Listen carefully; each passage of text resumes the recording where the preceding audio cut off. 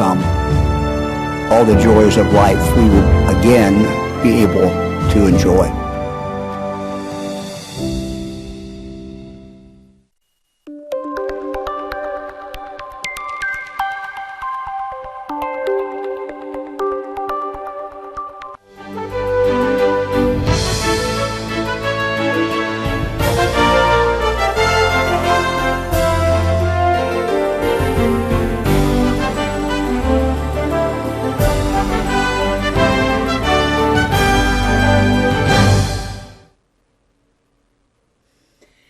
Good afternoon. This is live coverage of Governor Mike DeWine's daily update on coronavirus in Ohio.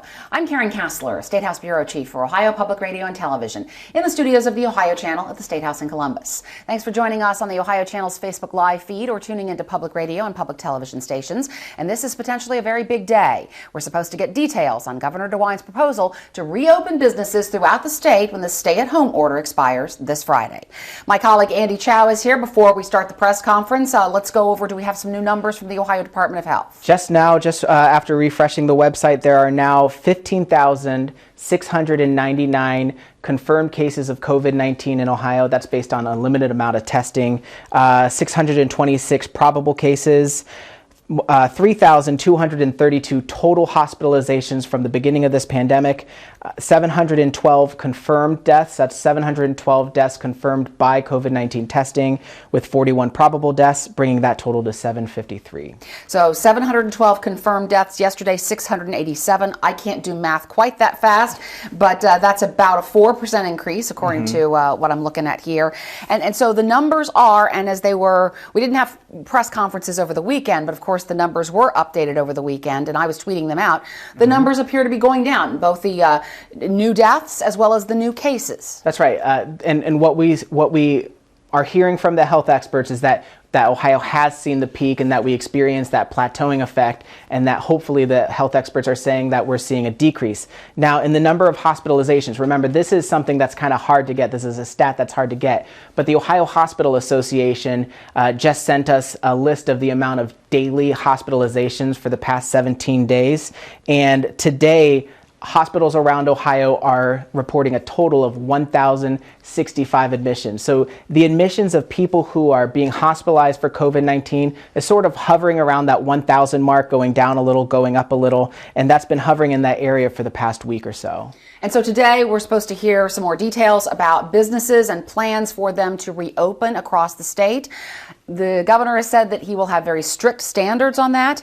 Earlier today, a House committee that has been hearing from businesses put out their proposal. Republicans signed on to that one. And then House Democrats had their own list of 10 items that they're concerned about. What do you expect to hear from the governor? Well, what we've heard from the governor is that he's trying to strike this balance between getting the economy back up and going and still protecting people's public health. And I think what we're going to see here is, again, that balance between what the Democrats and the Republicans have been calling for. There's this idea of putting out restrictions that are very strict and with a high standard of workplace safety protocols.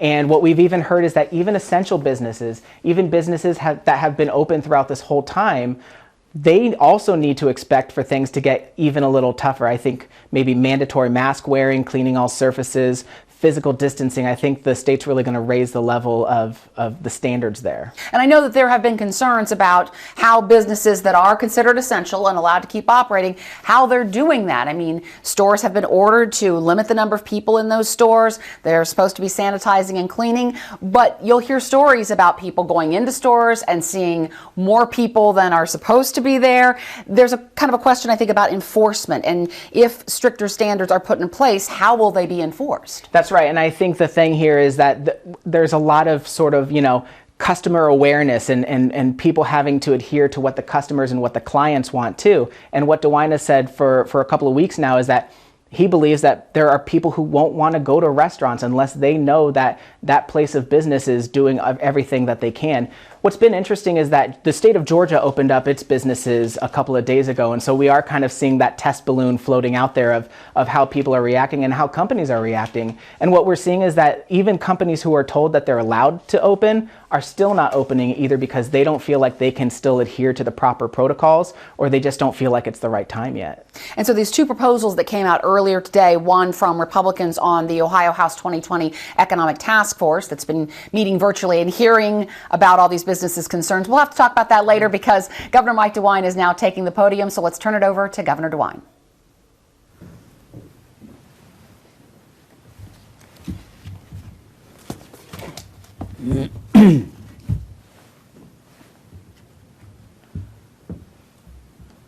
Well, good afternoon, everyone.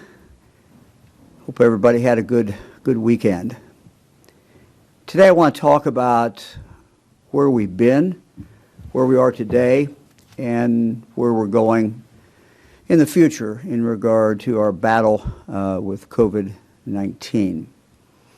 But before I do that, I would like to remind all of us, myself included, of three things. And I would ask for you to keep these in mind as we talk about this today and as we talk about this in the future, because I think these three things are very, very important.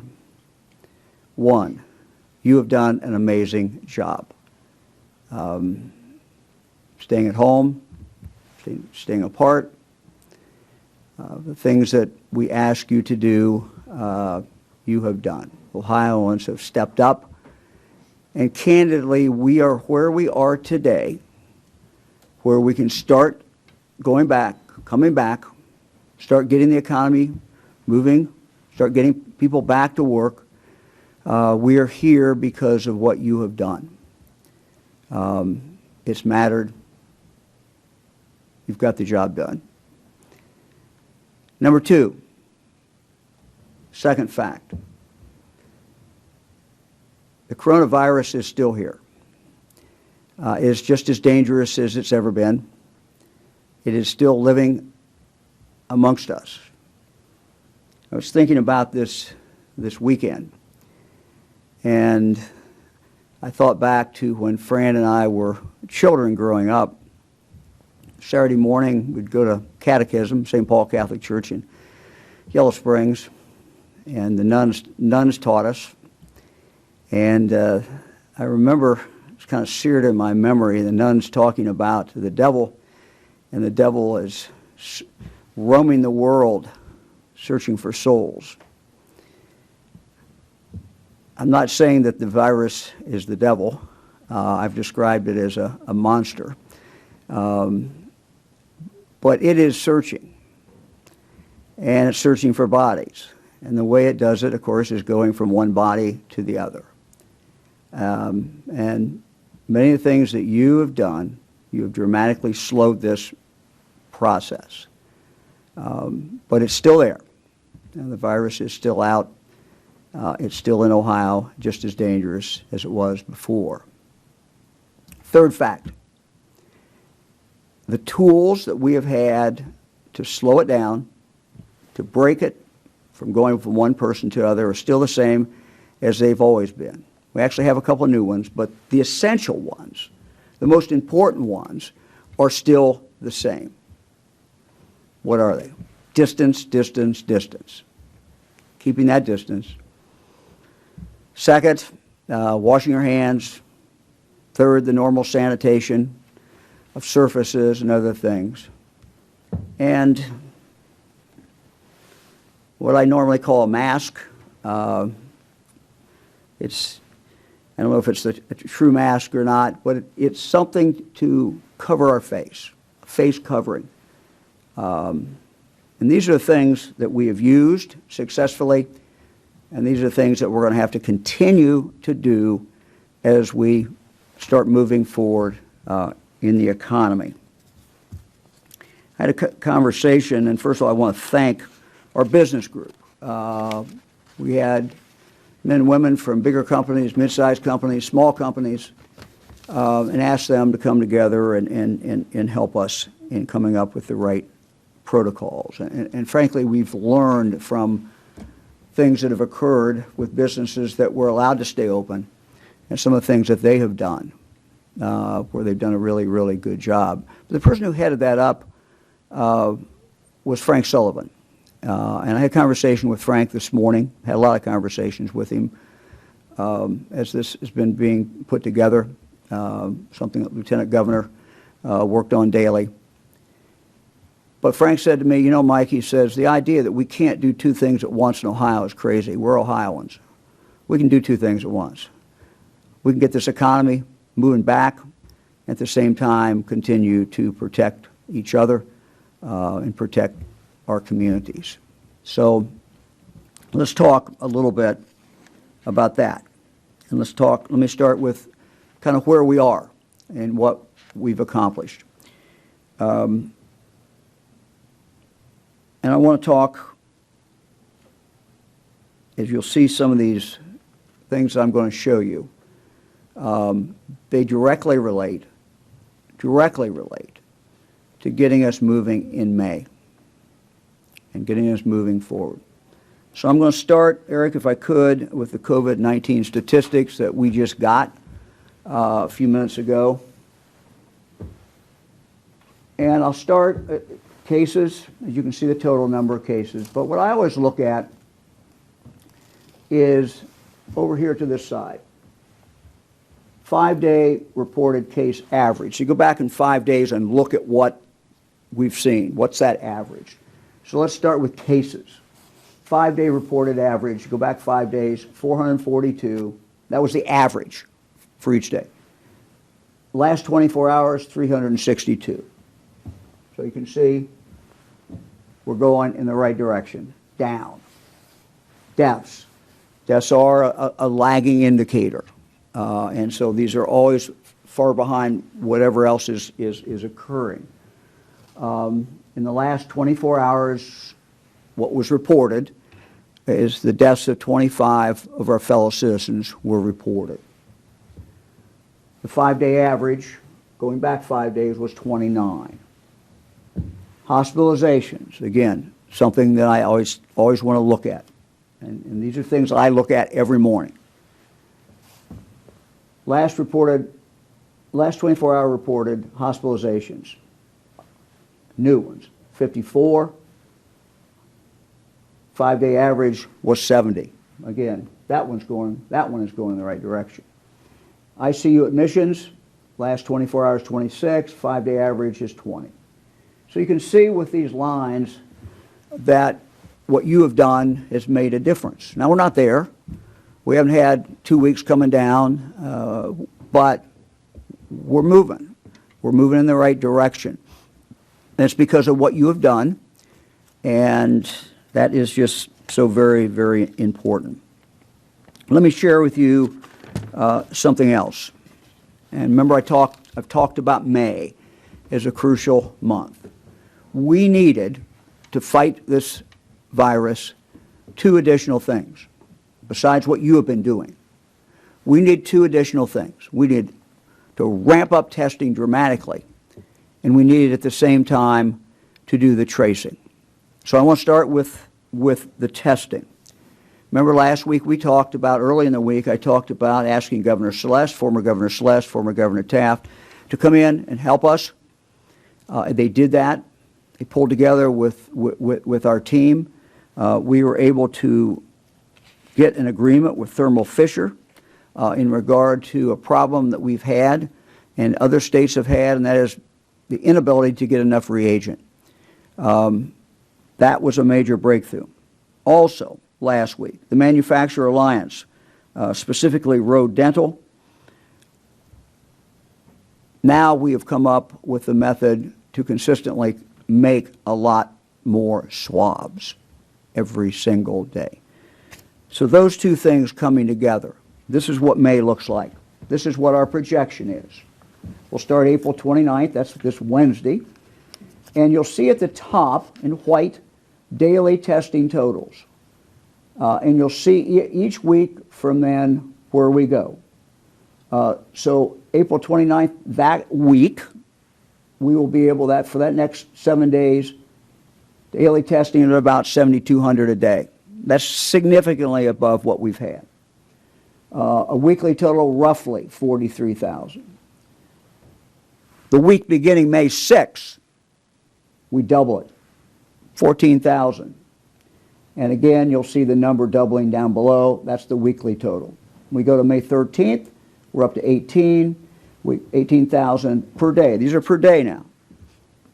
May 20th, we're up to 20,000 a day. May 27th, 22,000. Now, these are what we think we're going to be able to achieve. But we think we have a real shot at getting those numbers and being able to come up with that much capacity to test. So, again, in May, a lot of interesting things are happening, and things that we've been waiting for, things that we've been trying to get going. Last week it kicked in. Let's go to tracing. We talked last week about tracing. Tracing and testing go together. And the tracing, as the doctor explained it last week, is something that health departments have done for years. Nothing new about tracing. Simply trying to break that, separate people, so when someone has it, someone's been exposed to it, then they don't expose someone else. It's kind of basic. And it's, again, something that our 113 health departments know how to do. But the challenge is they've never had this many to do. This is at a scale that we've never seen before. And so, if we're going to move the economy forward, open things up, we've got to be able to do the testing, we've got to do the tracing, and you all have got to continue to do the separation and all the things that you have been doing. So, this is the contact tracing workforce. Takes people. Starter at the left. We have about 685 local public health workers at local health departments around the state of Ohio who are trained to do this. They're there. But that's not, clearly is not going to be enough. So, we have, right now, under Tier 1, we see Tier 1, we have about 900 volunteers. These are people who have been doing other things. They've said that they could volunteer to do this. And we are using, some of the local health departments are using some of these volunteers now.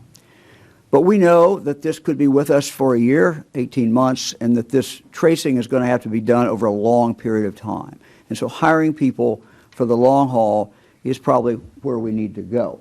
So we're getting money to go to each of the health departments around the state so they can hire people to do this.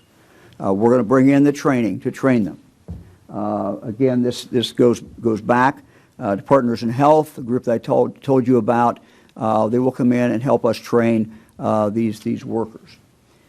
This is a pool that we're putting together at the state level. And Tier 2 and Tier 3 are really occurring simultaneously as we move forward through the month. What is that group for? It's for if we have a nursing home where we have a number of people who have the virus, or if we have something else in a community, a village, somewhere else where the local health department is just overrun, we will be able to surge people in there to make a difference. Our goal, aspirational goal, June 1, 1,750 workers in process. So again, a lot of things we believe will happen in May. And the tracing, the testing enables us to move forward, to start back to open up the economy even more. I don't think I have to tell any Ohioan the importance of moving forward. My heart aches for the businessmen and women who have not been able to work, who are looking at savings going down every day. The people who work in those businesses, people who are unemployed. One cannot overstate the tragedy of this. So we've got to get moving. We've got to get people back to work. We've got to open things up. And at the same time, we've got to protect Ohioans. So let's talk about how we are going to move forward. And let me just say, add one more thing, and the Lieutenant Governor the other day did a very, very good job talking about this. There are many health results when the economy goes down, and they're not good. Depression goes up, domestic violence goes up, and I could go on and on. So these are things that are directly related to people's well-being, directly related to their health. the anxiety of not having a paycheck, anxiety of not knowing how you're going to take care of your family. So these are all things that impact people's lives.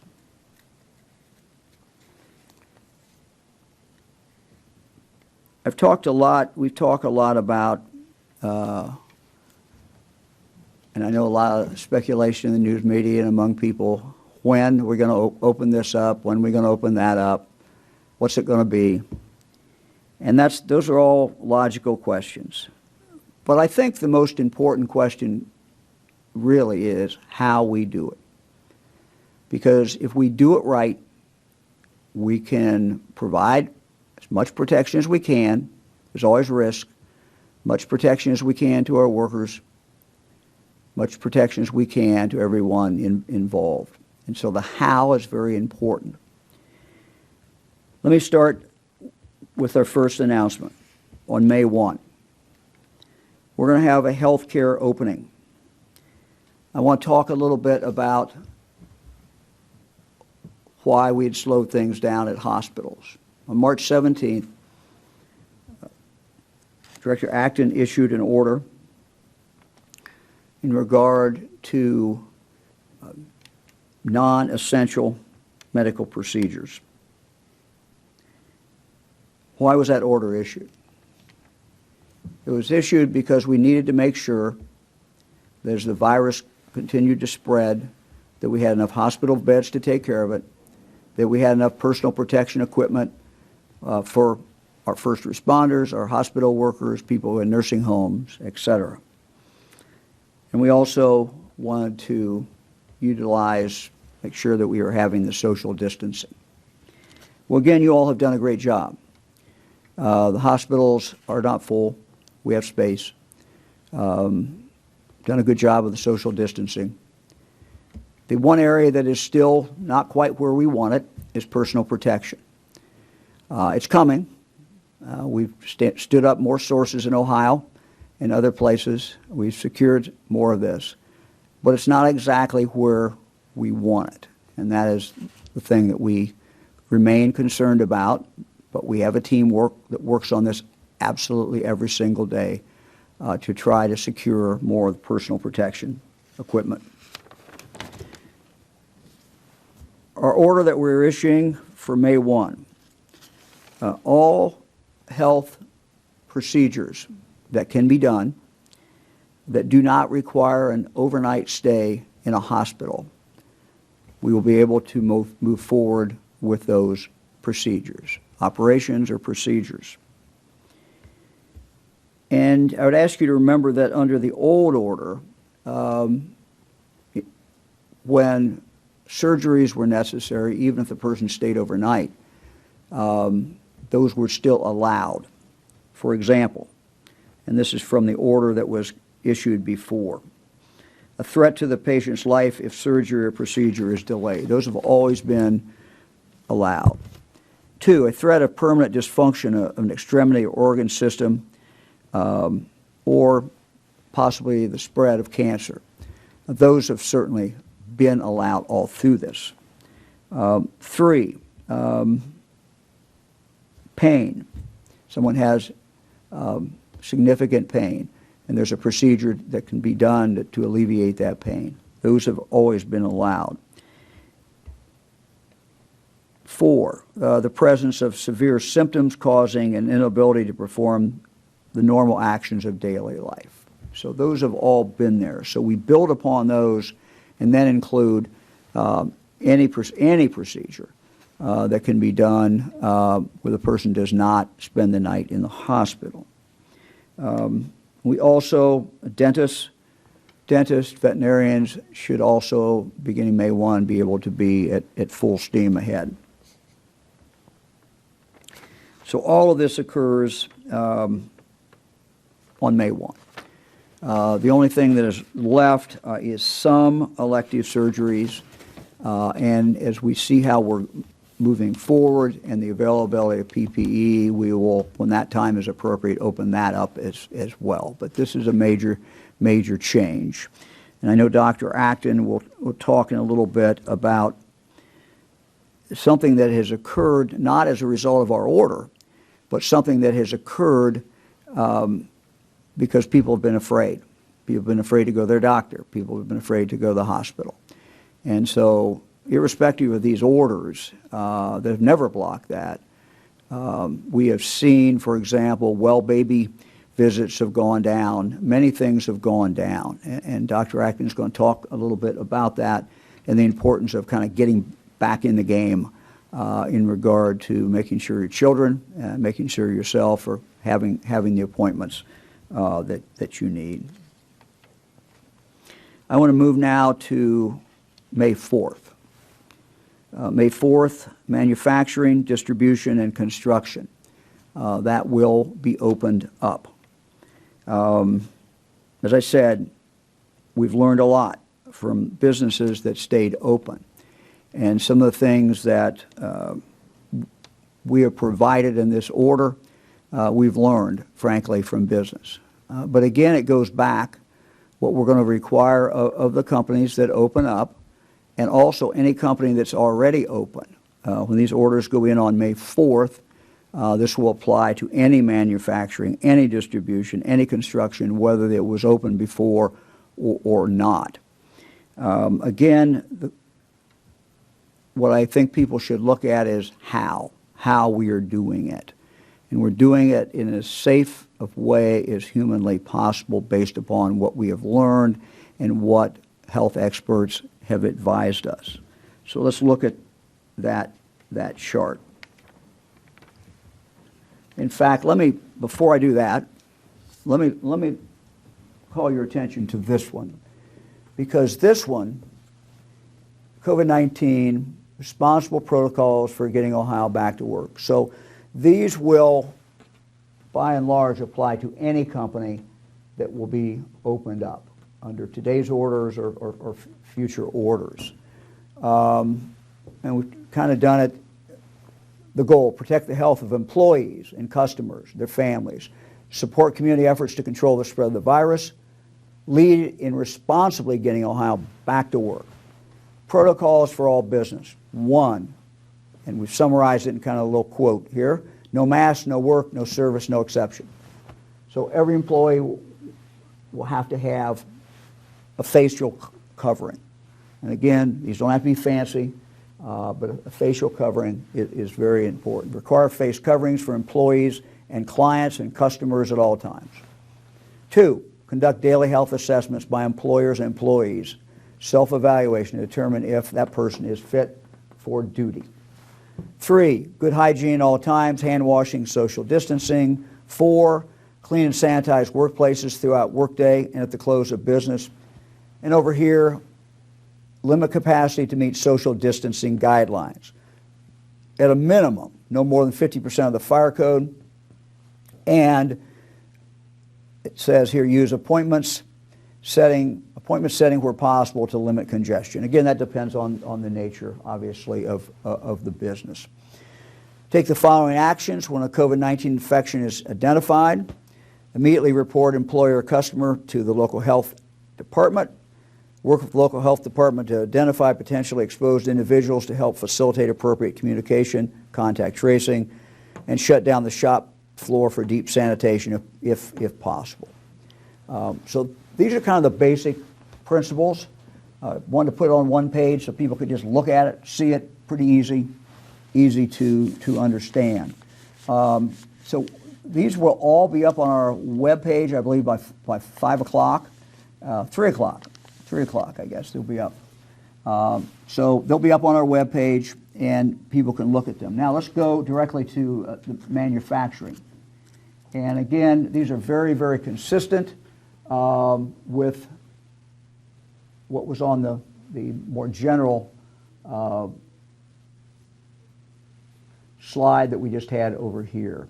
Let me just say a couple of things. Again, it's basic principles. Distancing. People have to be kept apart. If they can't physically be kept apart, there's got to be a screen, there's got to be something that can protect them. We've seen businesses, manufacturing companies that have been able to do every single one of these requirements.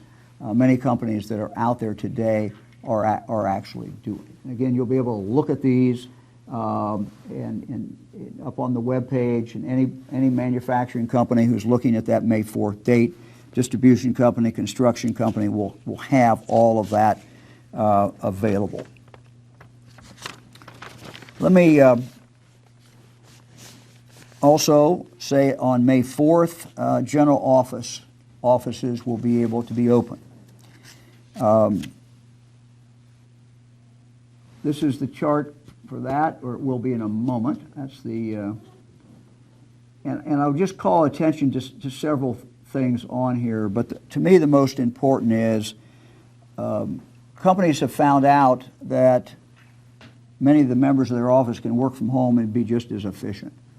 We are asking companies as they go back into their office space to continue to do that as much as humanly possible. Continue to have people work from home. Again, we are all in this together, and what they do is going to allow us to move forward quicker as far as the opening of Ohio. So personnel work from home if at all humanly possible. Let me go now to May 12th. May 12th, consumer, retail, and services. Again,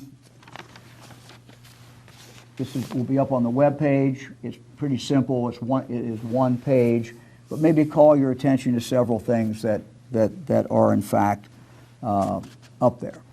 One, all employees will wear facial covering. The same thing will be true in regard to customers. So we encourage every Ohioan when you're out in public to wear a facial covering. We are not going to mandate that, but when someone as a customer goes into a business, they will have to have that facial covering because they will be dealing in a retail setting and they will be dealing with the people who are working there. And the thing that we have learned, that Dr. Acton has talked a lot about, and several of the doctors who we've had Skyped in here have talked about, is that really when you put that on, facial covering, you're protecting the other person. And so when two people do that, each one is protecting the other one. It is not a substitute for social distancing, but it is, as Dr. Acton has said, like the Swiss cheese, we just keep layering things on. The more things you do, the more protection that we provide. So this may be a little different, walking in to a store, but all these requirements, of course, will be in place for companies that are already open. For example, the grocery stores that have been allowed to be open. When we get to May 12th, every retail outlet that is open will have to be able to follow these particular protocols. Let me add a couple more things before I turn this over to Lieutenant Governor. The stay-at-home orders will still be in place. Now, obviously, they're modified in that companies that are now open, people who are working the companies obviously will be able to go there and work. The same is true with retail. When the retail is opening up, anybody who wants to go to the retail obviously is going to be able to do that. The gatherings, 10 people gathering ruling or order is going to remain on. So I think you can kind of see what we're trying to do. We're trying to ease out. We're trying to get Ohio back working. We know there's more things to do. We need to see how this works. We need to monitor the numbers. We need to see how our tracing and our testing is going. We believe we can live up to those goals that we put up there. So a lot of moving parts, a lot of things going on. This is the beginning. But to be able to do it and to continue to move forward without occurring something that no one wants to see occur and I've had businessmen and women tell me this, and average citizens tell me this, we don't want to go back. You know, we don't want to open things up and then have to fall back. We don't want to see a huge spike in hospitalizations. We don't want to see a huge spike in cases. The virus is still out there. It's not going to go away. But there are a lot of things we can do to lessen its impact. And we've been doing those, and we just have to continue to do those. At the same time, we're trying to get folks back to work and make that happen. I want to call special attention to the people who are the most vulnerable. And again, Dr. Acton may talk a little bit about that. But as we look at who is the most vulnerable, we have to start off with, if you look at deaths, the deaths have not been nearly as high. They've been much, much higher, obviously, the older someone gets. And they go up when someone has a medical problem. Anybody can get this, it would appear, and anyone can be ill. And if you look at national numbers, you'll see that even, younger people can die as a result of it. But we do know that those 65 years of age or older are in a much, much more difficult situation. We know that anybody with chronic lung disease, moderate to severe asthma, severe obesity, diabetes, chronic kidney disease, undergoing dialysis, liver disease, and on. So those individuals, again, we just would remind you to be exceedingly careful. You are at much greater risk if you get it, as far as what can happen.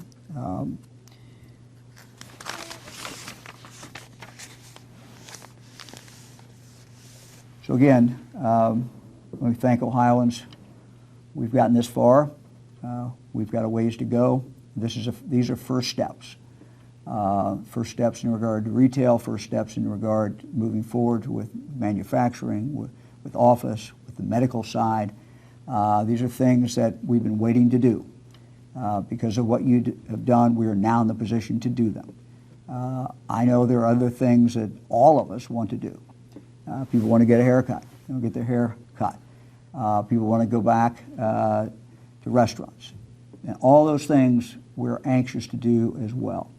But we've got to see how we're doing with these numbers. We've got to watch it for a few weeks. But we've already started conversations. I had conversations Saturday morning with some folks who run restaurants, own restaurants. We've had started conversations with people who cut hair, and those conversations are going to continue, and we're going to get those online as fast as we can. And I'm also aware, certainly, as a grandfather and father, there's a lot of things that we all want to do this summer. There's a lot of things, summer camp and other things that kids want to do, and that adults want to do. We're not quite there yet. We've just got to see how this is going to work. We've got to see how the numbers look. We don't want to go backward.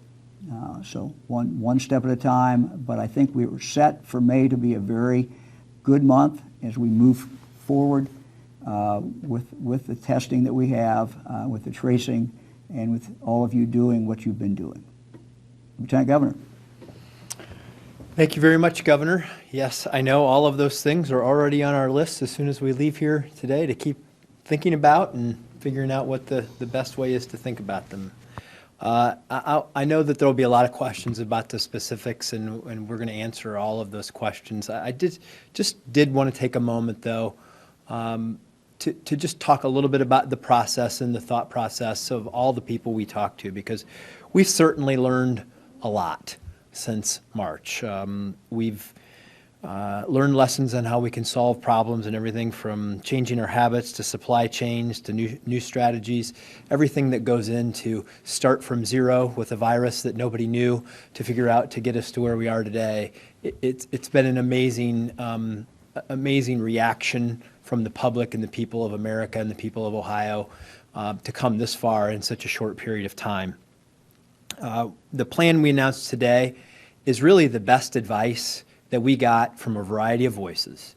People in the medical community, which are certainly a little more cautious because of what they know.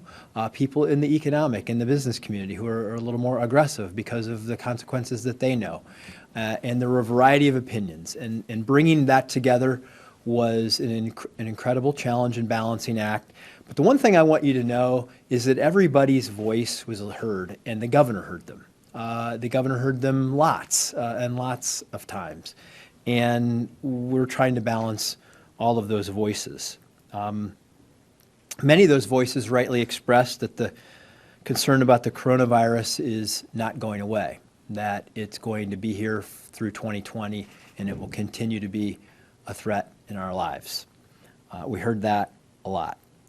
And that if you do make a decision solely on that basis, well, then you would reopen nothing because the threat is still out there. But every decision has risks. It has health risks, it has societal risks, it has personal risks, it has economic risks. Doing nothing is a risk. It's that balance of figuring out all of those things and how they fit together. You can't look at it through just one lens. You've got to hear all of the voices that exist that are important in the decision-making process.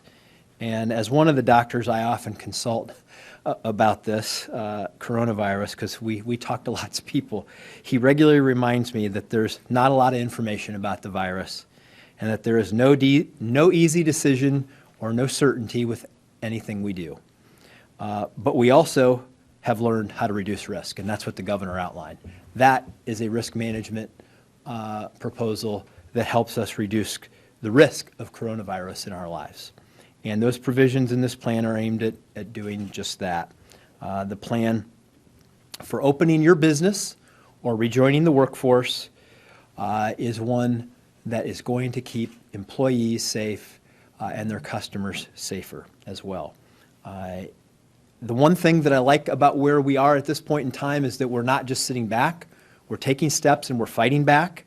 The testing and tracing is a great tool that the governor talked about to do that. We're going to hunt it down, this coronavirus, we're going to isolate it, and we're going to kill it with that. We're going to be aggressive at getting Ohio through this with the best health and economic strategy that we can muster. And you combine the testing with the distancing, the disinfecting, and the wearing of the masks, and it is an effective coronavirus strategy. And, you know, I just want to reflect on this and take us back just a little bit. The primary, or a primary reason, not the primary reason, for the aggressive restrictions was to make sure that we didn't overwhelm our healthcare system. And thanks to the governor's early decisiveness and the actions of the people of Ohio, that didn't happen. But just because that didn't happen doesn't mean we can let up. We just can't let up. We have to continue to be smart to make sure that that trend continues to go in the right direction and that we will be able to sustain this continued rollback of restrictions into the future. And we need to take the same vigilance of all of us, take it on all of us, to do what we've always been doing on social distancing, disinfecting, and wearing masks, and to keep this coronavirus under control. I've said this many times. The coronavirus is with us. This is the next phase in learning how to live with it safely so we can protect people's lives and livelihoods. And the strategy today is the best thought that we could put together from all of those many voices who've been giving us advice. So, Governor, thank you. Dr. Acton. Thank you, Governor. Good afternoon, everyone. It's very good to be with you again. I had the good fortune of being able, for the first time, to really watch these press conferences myself at home. And there's so much you can't see sometimes when you're in the middle of something and in the middle of the intensity of what we have gone through. I took some advice from a mentor, one of the many mentors along this way. His name is Ron Heifetz. He is a co-founder of the Center for Leadership at Harvard, and he often teaches in his classes. In a conversation I had, and by proxy with him recently, that you have a hard job as a leader. You have to be on the dance floor, being in the dance, but every now and then you have to get up to the balcony and kind of look out at the dance floor. And I have to say, these couple of days I've had have really helped recenter me in this work going forward. And, as everyone has said here, the real issue we face, the real challenge is this virus. And global pandemics themselves can be very challenging for so many more reasons, not just the virus itself, but the disruption it brings to our lives, to our supply chains, to everything we've sort of known. And it's all of that that can be equally difficult. So we know we sort of climbed a mountain and we plateaued and we're coming down that mountain now. And for those of us who have climbed mountains, we know sometimes that it's actually a little more difficult on that road coming down the mountain. And as the Lieutenant Governor said, there is so much, while we are knowing and learning so much every day, one of the greatest strengths of our team is that they're listeners and they're learners. And at every step of the way, we ask hard questions, and that will go on. That will never stop in this process. But there are so many things we don't know and are still learning, and there's some things we have learned on this journey. One of the things we know is we have to respect the mountain. We have to respect this virus. It will continue to evolve, and we'll continue to navigate it. But I read some remarks by Dr. Fairchild. She's the dean of the College of Public Health, that got me thinking about this uncharted territory that we are going to wisely navigate together. But we're entering the next phase. We're entering, in this historical experience we're having, this next phase will also be accompanied by stresses and anxieties and excitement about new innovations. New things will take shape as we move forward. We will have successes. We will have occasional setbacks. We will learn from those, and we will have more successes. But it is that journey, going down that mountain and then going over these hills that we know are coming, that we'll do together. It really has to be a collective effort, and it reminded me again of public health. When I became a physician, public health to me was being a pediatrician and helping an individual patient. The field of public health is about knowing all of us, and all of us are that individual patient, each and every one of us, our well-being. But what public health taught me was about the collective, how it takes all segments of society to ensure health, from nonprofits to businesses to government to what we do as individuals. And I mentioned once before the socio-ecologic model, which means that in public health, I think about you as individual well-being and all your behaviors, your genetic, those vulnerabilities that some of us have that the governor mentioned, whether we have predispositions or we're more older and more at risk, or we have other diseases as we're learning with this virus. But then I have to think about you in the context of your relationships and your family and your school and places you meet up together.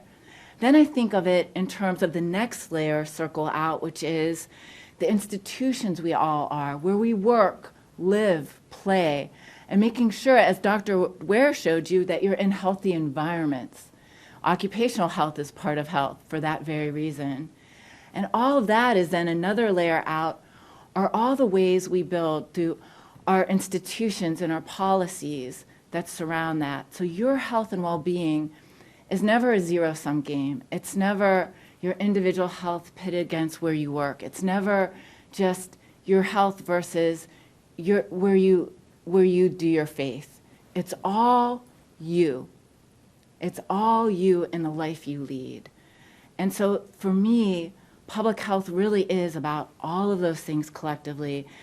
And to move forward, we are all going to have to continue to be our best selves. Whether it's ourself as a parent and what we're doing with our kids, ourself as that school teacher, ourself as that business owner. The way Ohio is going to be strong is all of us continuing to be our best selves together. I believe we are going to do, just as we attacked this first phase, I believe all of us in Ohio are going to do this next phase together with all that same spirit. It's essential that we do this all together, and we will balance all of this together. And most importantly, our communities will lead in this. And again, we will continue to help, listen to you, and help you along this journey. Thank you. Okay, questions? I just saw the press corps move en masse there. Or mask, sorry.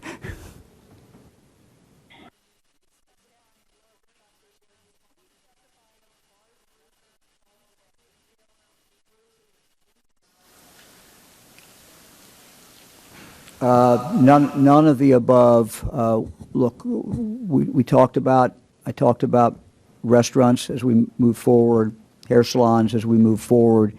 We know there's a great desire to move forward on that. We know we want to get people back into restaurants. We know we want to get the workers who can work and the folks who own to get going. We also know that daycare remains a big challenge for people. What we wanted to start doing was starting down the pathway of opening things up where we thought there was less risk, frankly, and at least more controllable risk, more ability to control the environment. Daycare is very difficult, as schools are, to obviously control the environment. Doesn't mean it's not necessary, doesn't mean it's not very, very important, and I understand what families are going through, but we want to start down the pathway that is the things that are the easiest to control. Jack Windsor, WMFD TV, Mansfield. Question for either Dr. Acton or Governor DeWine. Last week, Dr. Acton said 5% to 15% of us are infected. Random sampling from around the country confirms that infection rate. At 5%, the fatality rate is 0.001 and in line with the flu. At 15%, it's 0.0004, about half the flu. The 0.001 is playing out globally. Governor DeWine, you said February 24th, the odds are we will lose more people to the flu. Combined, you two had great instinct about the contagion and the mortality. Now, given the goal to increase consumer confidence to engage in commerce and to increase constituent confidence to live life as we come out of lockout, my question is, do you have a plan to strike the previous narrative that this is both highly contagious and 20 times more deadly?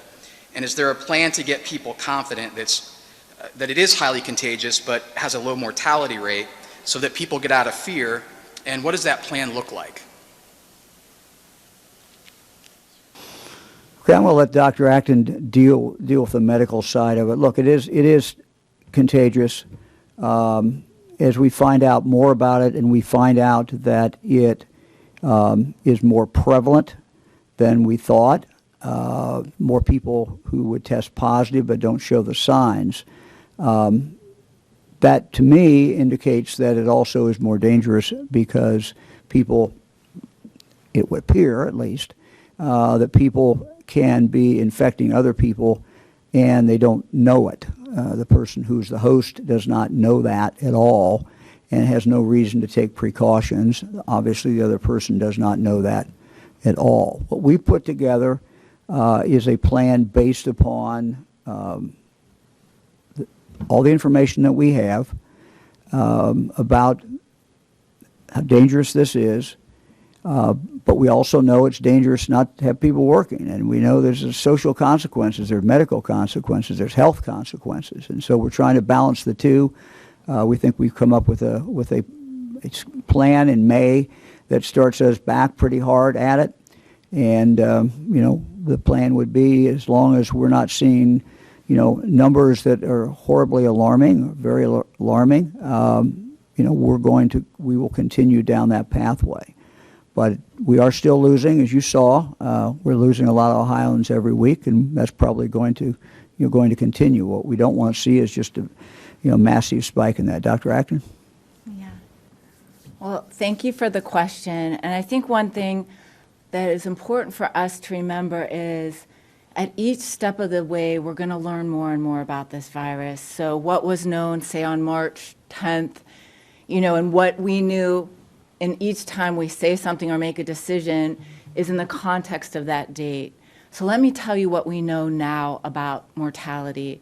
Still not a lot. I mean, we have estimates coming out of China and other countries, but one of the problems you face with this virus is that we don't have widespread testing. We don't yet know the prevalence in Ohio or in most places. We've got some preliminary prevalence information out of places like New York that have been able to do some testing. We hope to do that here soon. And the numerator and the denominator of this will continue to change as we can test more people. Deaths, once again, follow way behind infection rates and spread. So our country is still very early in this pandemic relatively to other countries, so we look to what other countries see. And those actual fatality rates will take months, if not years, to fully understand that data, because we will learn more and more about deaths that were attributed, deaths that have happened that weren't yet attributed, like we saw in California, where in autopsy they found the virus in early parts of this year, but that person was never diagnosed as dying from COVID. So for now, we don't know that. We know it's very infectious. We continue to know it's very deadly. I'd have to say some of those percentages were not correct in that last statement, but I think we'll know fully the mortality. We should also we'll be learning more about the morbidity and the long-term effects on people getting sick, the people who don't die, but the long-term effects on our health. So all that is something we're yet to learn. Hi, everyone. This is Molly Martinez with Spectrum News. Governor, you mentioned that dentists would be on that May 1st rollout, and they're sort of the first wave of people going back to work. But within the dental community, I've heard a lot that back in March, when we were all hands on deck and everybody who had PPE had to donate it, dentists were a part of that group, and they haven't been able to replenish their PPE, and they feel very vulnerable going back to work, not having those protections, and also working in a heightened, dangerous environment with aerosols and with people just open mouth. So what would you say to them? We will certainly try to help them with the PPE. The choice about going back with the assuming they have PPE, that choice to go back is certainly theirs, and it's not a requirement that anybody go back. I understand that if someone would not want to do that, but again, with the PPE. They can make the decision to move forward. What we're faced with, is when you have, particularly in regard to the hospitals as well, people were deferring health care. And sometimes they were deferring health care not because of the order, but because they were afraid. And I understand the fear. But the hospitals are working very hard. Doctors are working very hard to protect that person when they come in. And so I think while I understand the fear, there's also a problem of people deferring their health care very long, and particularly things like mammograms and other things that should be done whenever they're supposed to be done. And you can defer them, I guess, a little bit, but you wouldn't want to defer these things very long. So it's something that, when we looked at this and see what we could do in this area, was something that we felt that we can open back up. Obviously, it becomes an individual choice between the doctor and the patient. Governor DeWine, hello. It's Todd Dykes from WLWT-TV in Cincinnati. Good to see you all today. You talk about having testing capacity by the end of May at 27,000 tests a day. With a state that has a population of 11 million, how do you explain to Ohioans that would be enough test? Is that enough testing capacity at that point going forward, or do you still want to achieve a much higher number than that? Well, that's really not the entire testing, because it does not include private labs. And as long as private labs can test and get results back quickly, they can rock and roll and do whatever You're also seeing some pharmacies that are contracting with other folks to do testing. So I would expect testing to be more robust than what we saw there. What we were trying to come up with is what the number is that we were going to be able to do with the 8 hospitals around the state, where we were trying to drive the 2 things: one, contact, the testing that goes along with the contacts, vice versa, as well as going in and being concerned and testing in nursing homes, for example, and other congregate care facilities, and going in and sampling those and doing that so that we could get some feel for what is going on. And so the numbers that we see are what that we put up on the board are what we think, and we think that will coincide with what we are able to do in regard to tracing. And with both of them up, we'll have the ability to limit exposure, which is what we're trying to do. Limit the people who pick up this virus.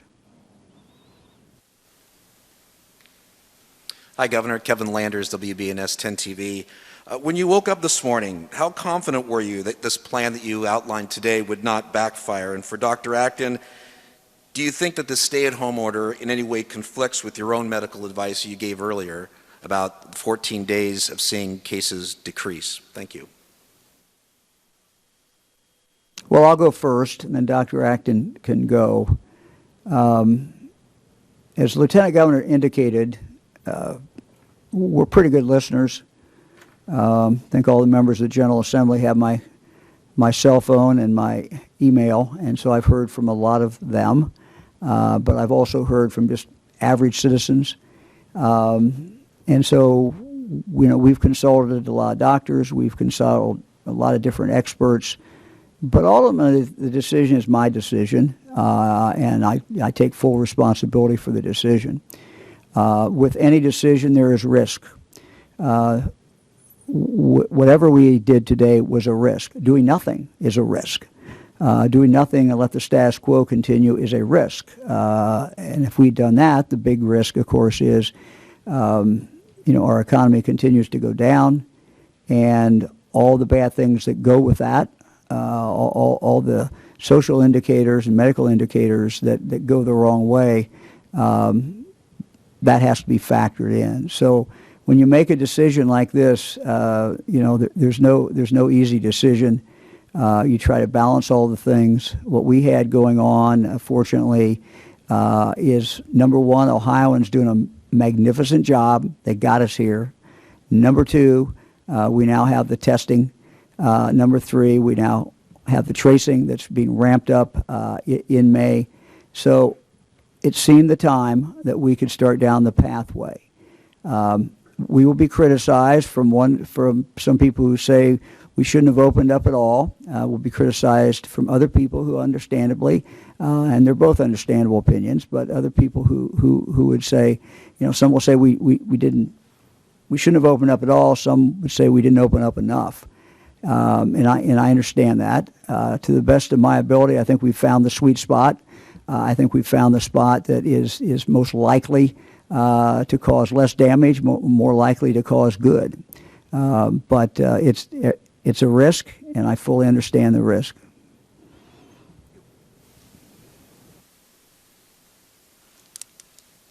I will add that it has been my absolute honor to advise the governor all through this, as whole teams of people are.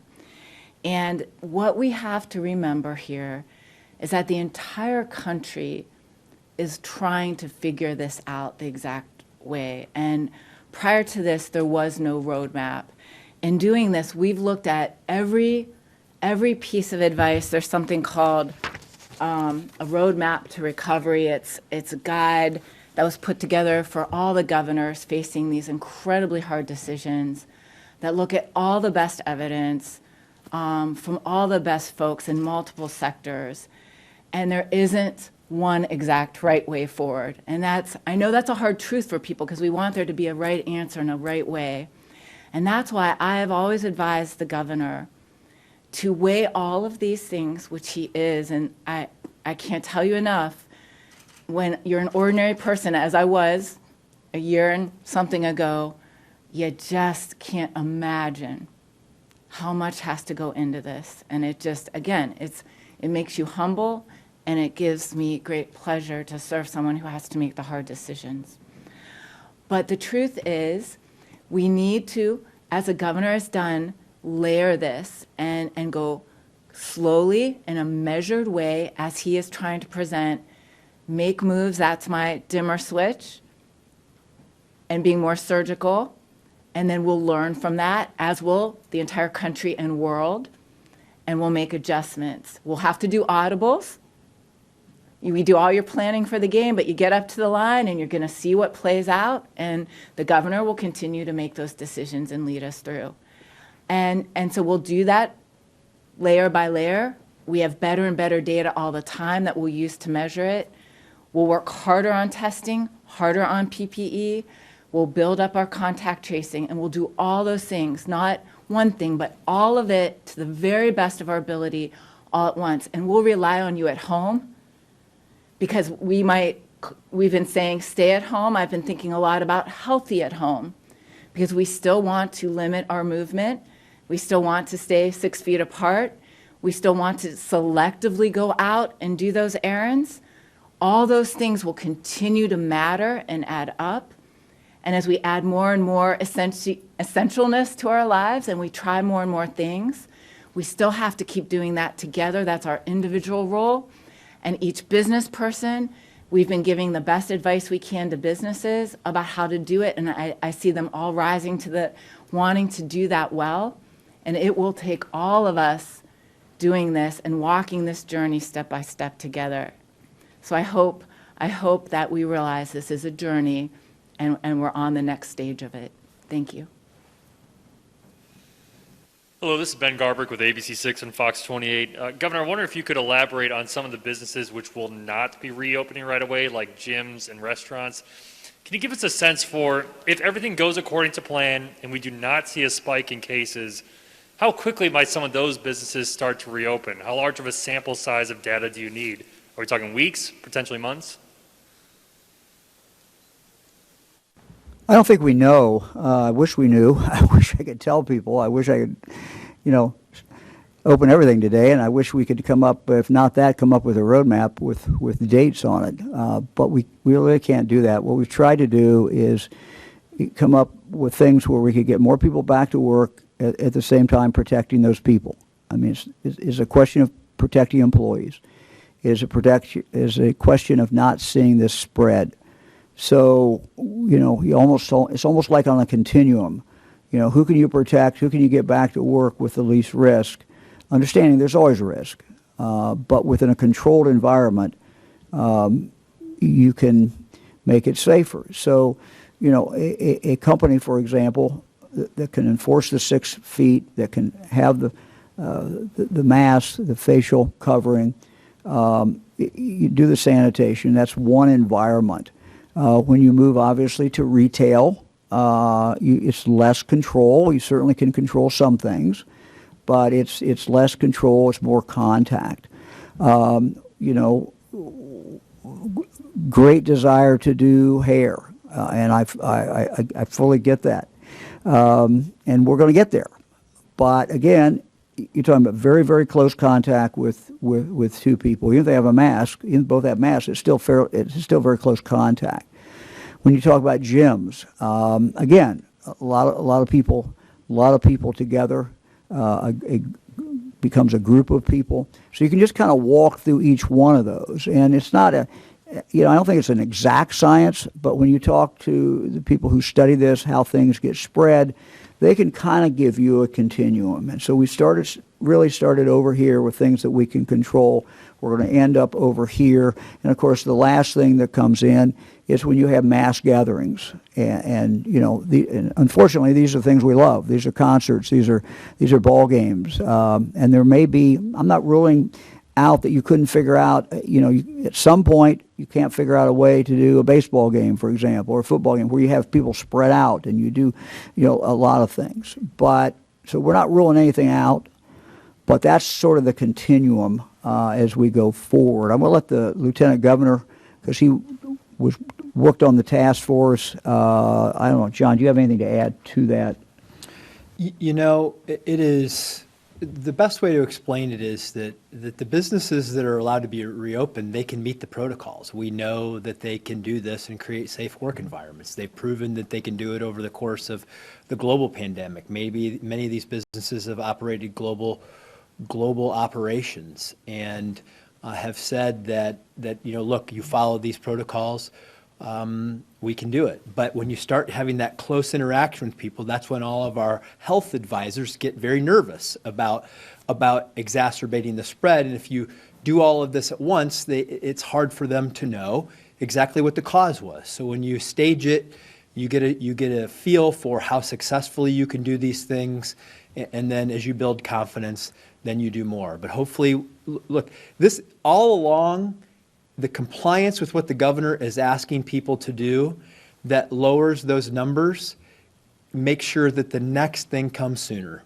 because we have addressed the issues. So the more we do the things that stomp down the coronavirus, as I say, we're going to hunt it down, we're going to isolate it, and we're going to kill it. The more we do that, the faster the next phases come.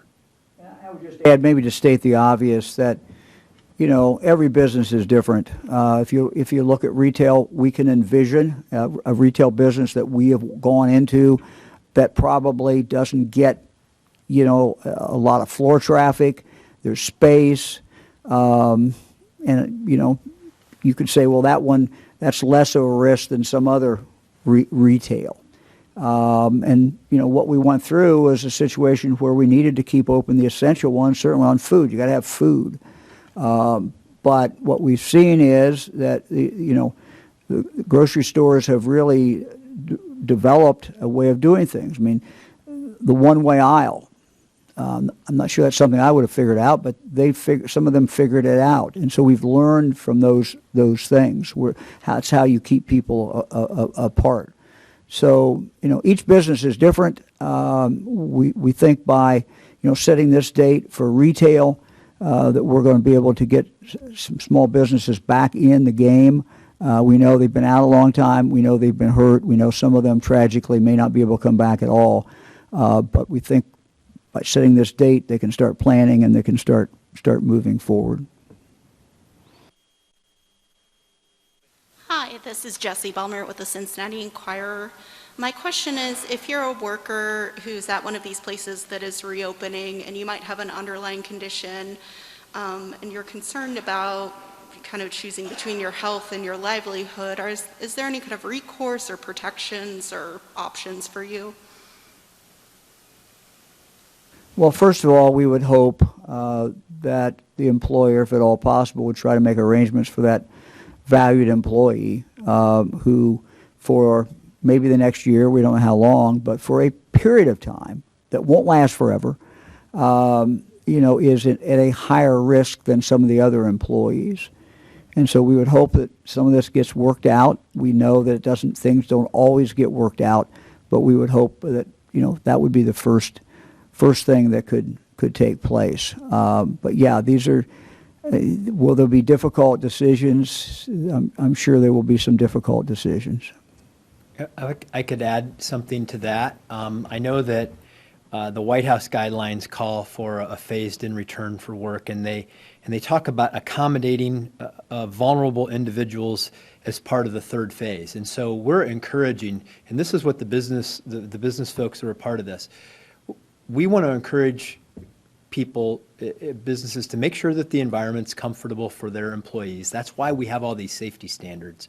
And we also know that if you furloughed a lot of people, just because we announce that you can reopen, it's not going to just flip a light switch and everybody's going to have jobs, because you got to build a customer base. You got to build a market for your products, and that's going to take time and products and services.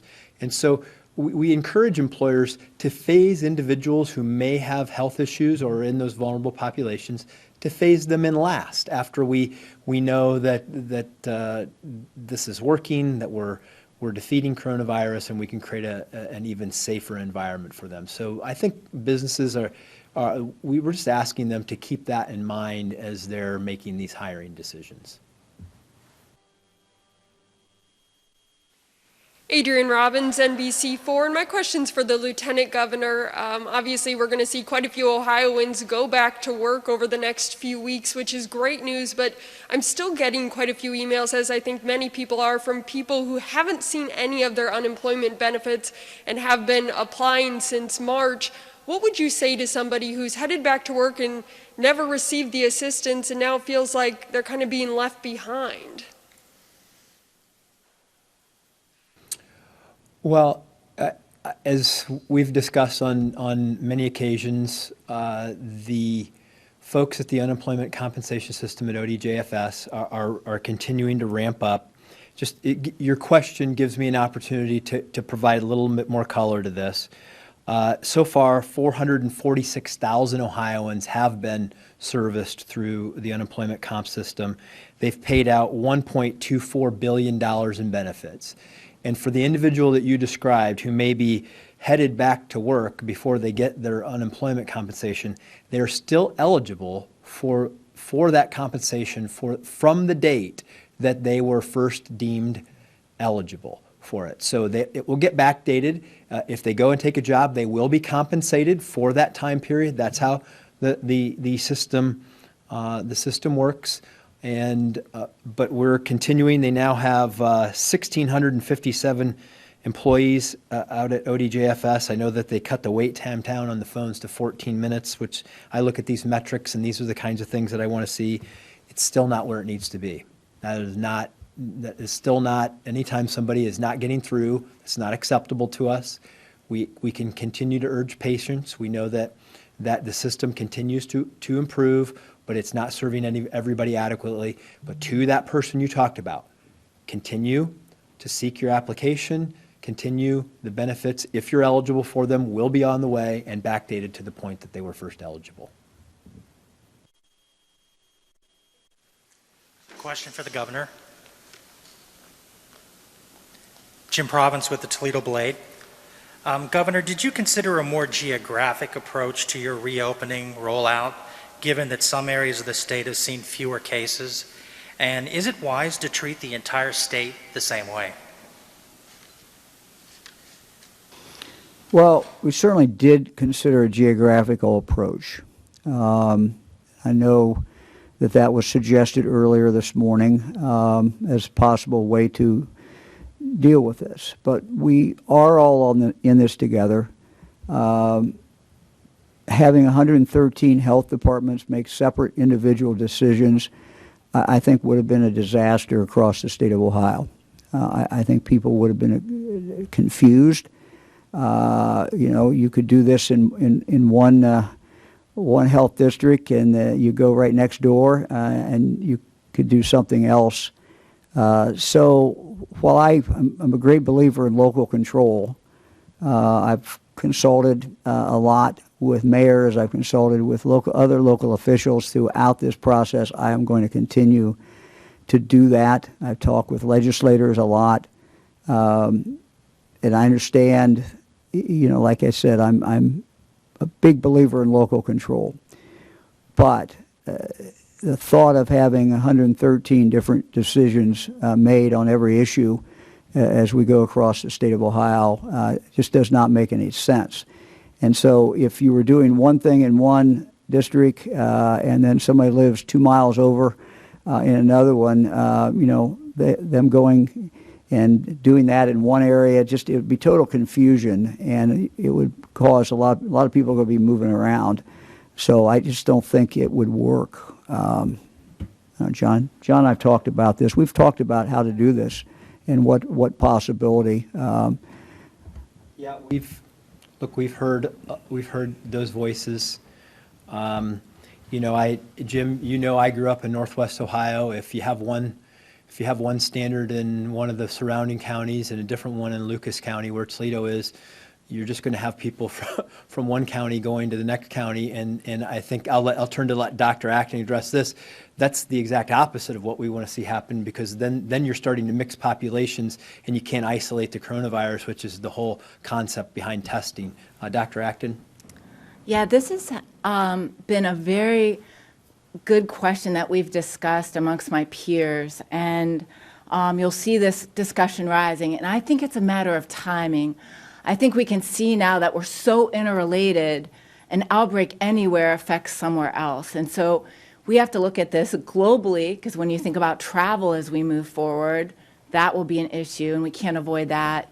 We need certain things to be national. Then we're going to have to look at it as states. And eventually, as we have a better understanding, right now we don't really know exactly how many cases we have or what's really going on at the local level, but we're going to try hard to study it, because I think there is a time in the future where there will be more regional approaches, but we're just not there yet. I want to say too that, it's really important that we remember, I want it to be clear that health isn't nervous. We are not afraid. We are more determined than ever. And I say this meaning that every advice we give is going to be based on the best and available science at the time that we have. And we're very determined. I can tell you that local health departments are doubling down. The governor was on the call with them today. We are doubling down. All the physicians and healthcare and frontline providers, of which I'm representing, are doubling down to do better than ever. Our hospitals have made new partnerships with nursing homes and prisons and local health departments that have never existed in the state. We are innovating and we are doubling down. Our frontline first responders are doubling down. So I just want people to know that, we will do this wisely, responsibly, and we'll double down our efforts. And when we make these choices we make to go slow, to go fast, that is the best way to ensure our economy gets going and stays. So thank you. I want to return to the Lieutenant Governor on a different subject, John. Yeah, I know that I got a couple of texts here from people asking about masks and what the governor is asking people to do with regard to masks. Understand, this is not an idea that actually came from us. It's an idea that came from the business group who said, essentially, let us go back to work. We'll wear masks. Because we want to keep, because this is the dilemma that they have. They want employees to come back. They want customers to come back. And they know that the more comfort and confidence that you can build amongst their workforce and amongst the consumers out there, the more business that they're ultimately going to have, the better they're going to be able to serve people. And so this was a recommendation out of the business task force because they wanted to build that confidence. And we use the term face coverings, and I really want to make sure that we understand what that means. I think when we talk about masks, people think of something like this. But then you also have the one that I wear, which my daughter made me, which is out of a cut-up old T-shirt that I wear over when I'm walking around.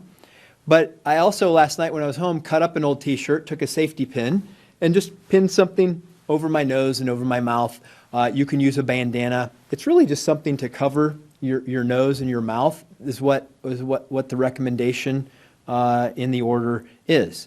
There's not a public mandate that when you walk out of your house, we can't make you wear one when you're walking down the street or going to your neighbor's house. But we're recommending it because we know that it keeps people safer. And these are the best recommendations, and they're not something that just came from us. They're things that businesses said. They said, we would like to have this. We want to build confidence in our employees so they know we're doing everything we can to keep the environment safe and that we're building an environment that our customers will come back. So I just wanted to take a moment to address that because I know we're getting some questions, and Governor, you may want to add. Well, I'll just add one thing. None of this is going to last forever. We're going to get through this. Now, we're not going to get through it in 2 weeks, but we're going to get through this. And we will not have to do these things. But for us to be able to push forward and to get people to work, we've got to take the safety precautions. And not only have I heard from a lot of people about this who, are concerned about some of the things that we're requiring, but I've heard from a lot of employees who have told me, I want to be safe when I go back to work. I've heard a lot of families of employees who have said, when I go back to work, I want to be safe. How are you going to make sure that I am safe? And the answer is, I can't guarantee anybody's safety. But what we can do is do the things that we know will dramatically increase the odds for us or for those employees. And so for anybody who doesn't think that an employee wearing facial covering is a good idea, I guess I would ask them to talk to that employee, talk to the employees, and who are worried, talk to the ones who are worried about their safety. And so all the things that you saw on the board a moment ago were worked through very, very carefully in consultation with experts, but also with businessmen and women who put these things together and who said, I want to ensure that my employees are safe. And so the facial covering is not something that I grew up with, and it's not something that most of us grew up with. And it's not going to be something that's going to be with us forever. But during this time of crisis, if we want to get back to work and have folks come back to work, we got to do the logical things to protect them. And to not do it would be negligent. To not do it would be a mistake. We got to protect these employees.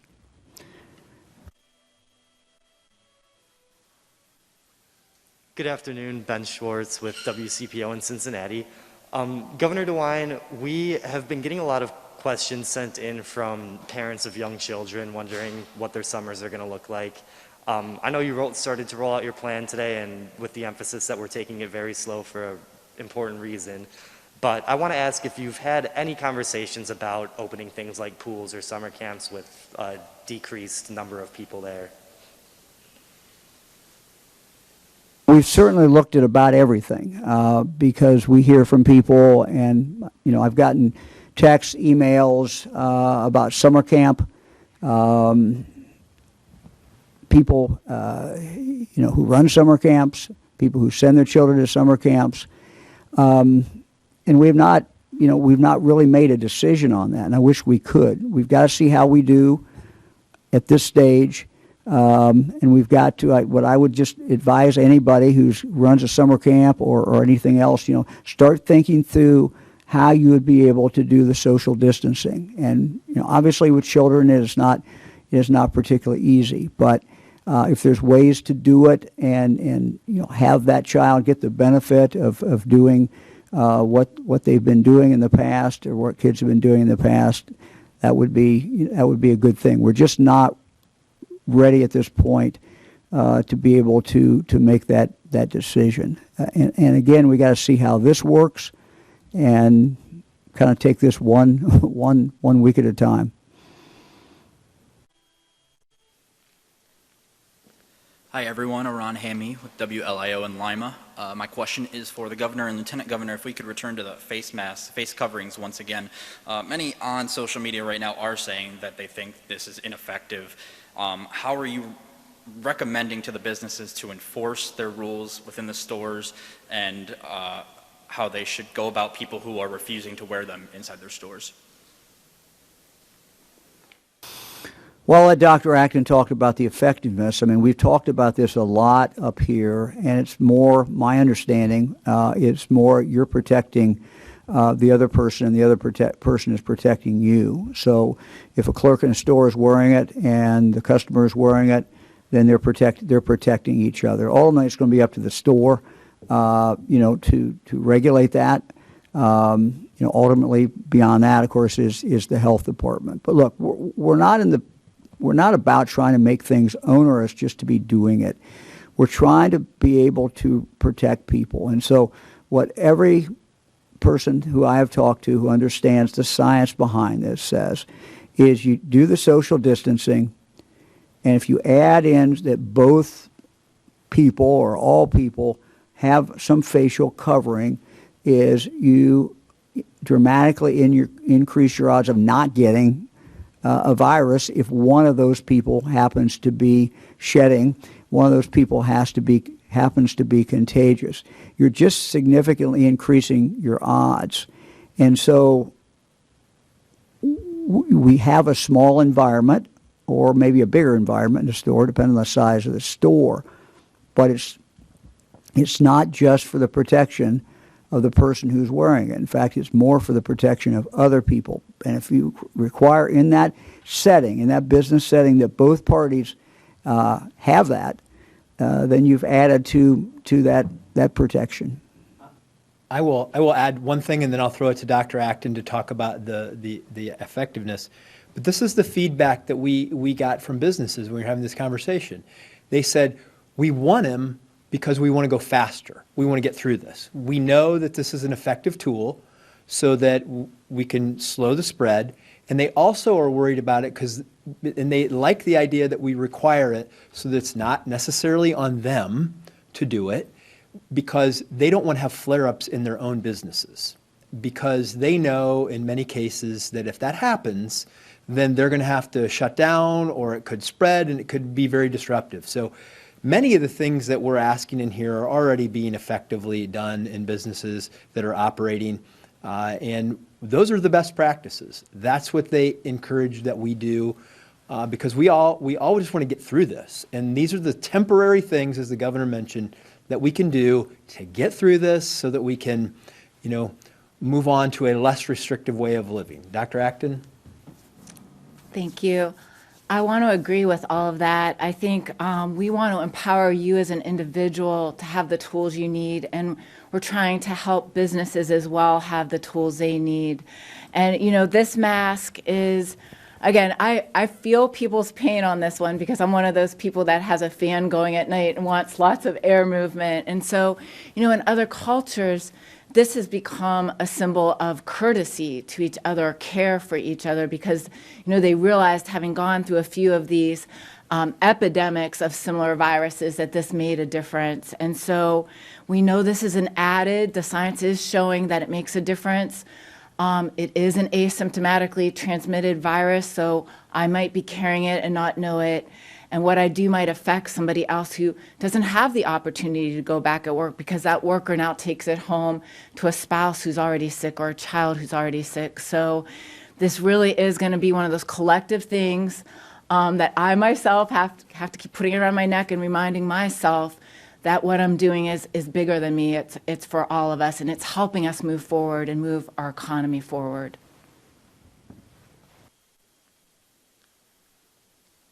Good afternoon, Noah Blundo with Hannah News Service. I have a question about the contact tracing workforce.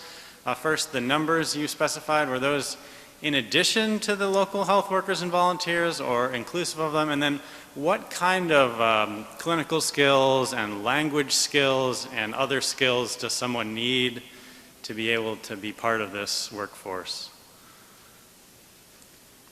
I'll start. My understanding is that the 1,750 is the total, which would include what health departments already have. Health departments, as you know, do this every day. They just don't do it in as big a scale.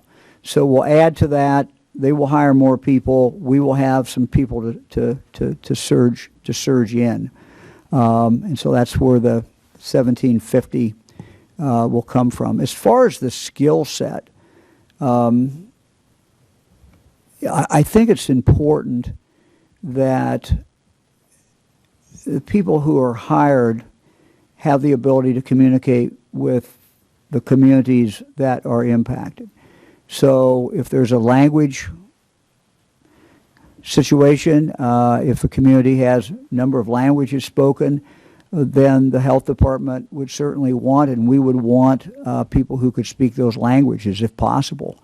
We would, one of the things that Partners in Health has learned around the world is that when you get a local health worker, the most important thing is that someone that can relate to the person that they're talking to, the person that they're interviewing. Now, most of these will be over the phone. Not all of them will be over the phone, but most interviews will be over the phone. But just the ability to relate to that person, to be able to help them, to guide them, and also to find out from them, who they may have been in contact with. So those are some of the skill sets that I think our local health departments will be looking for, and that certainly we will be looking for as we hire people to surge in when we have hot spots in one community or another. Dr. Acton, anything to?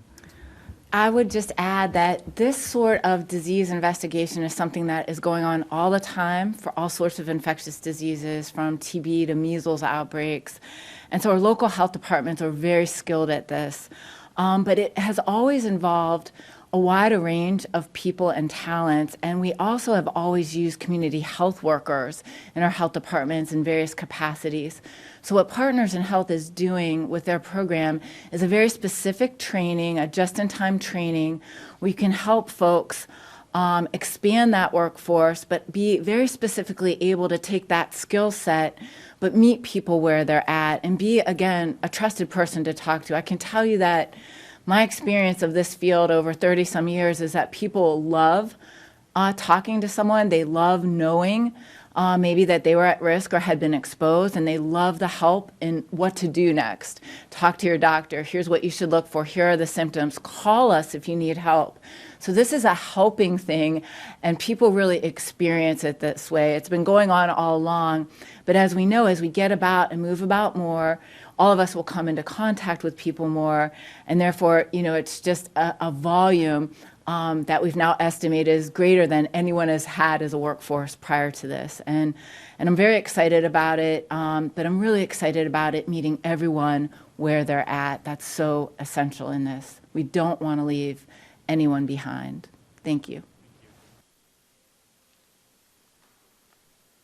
Hi, Governor. Andy Chow with Ohio Public Radio and Television's State House News Bureau. I'm wondering if you could talk a little bit more about enforcement. Do companies face a second-degree misdemeanor if they're not following these rules? And how confident are you that these standards are going to be enforced? Andy, we've had very good experience when we issued the first orders. Were there a few exceptions? Well, sure, but by and large, Ohioans did everything they could to comply, and they did that. These ultimately are enforced by local health departments. They can be enforced by the police. But what we found in the last number of weeks since our first orders went into effect is really how they're enforced is by individuals either in the workplace who are concerned about the environment that's not good enough, it's not safe enough. People in the public who say this situation is not right. So I think it's almost going to be self-enforced in that sense. Self-enforced is not the right word, I guess, but there's going to be, I think, community pressure to make sure that people provide a safe place. First with manufacturing, and then a few days later when we get to the point of retail. I think that. And again, I think people are beginning to really understand that when you wear, for example, something on your face, it is a courtesy to the other person more than it's a protection for you, and it's a mutual courtesy. And I think people will start to understand that. And again, it's not forever. We're going to get back to the point where you're not going to be wearing these, and you're not going to wear them when you go into a store. We're just not there yet. Governor DeWine, this is Laura Hancock from Cleveland.com. You said that the stay-at-home order is still in effect, but when our favorite boutiques and stores open, people are understandably going to want to patronize them. So aren't you more or less lifting the stay-at-home order?